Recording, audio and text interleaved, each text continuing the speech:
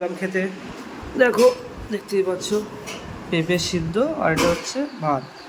ওমা, এটা কি এই গাছের পেঁপে সেদ্ধও করেছো? ডালও করেছো? আচ্ছা, সে ডাল তো দেখলাম কিন্তু সেদ্ধ তো দেখিনি। ভালো হয়েছে। পেঁপে সেদ্ধ দিয়ে মাখিয়ে সেটাকে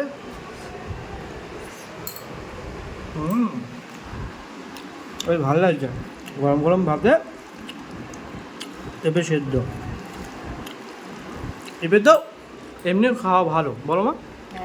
পেটের পক্ষে ভালো। যাই হোক,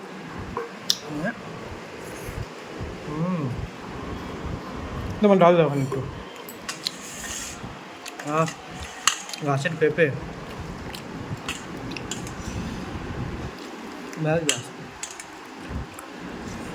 আমার মাছের তরকারি লাগবে না মা, ডাল দিয়ে খেয়ে নেবো আমি।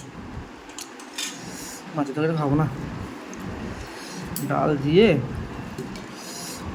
বাবা কি গরম!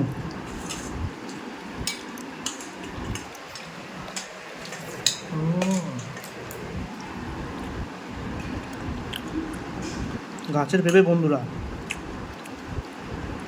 সেই স্বাদ।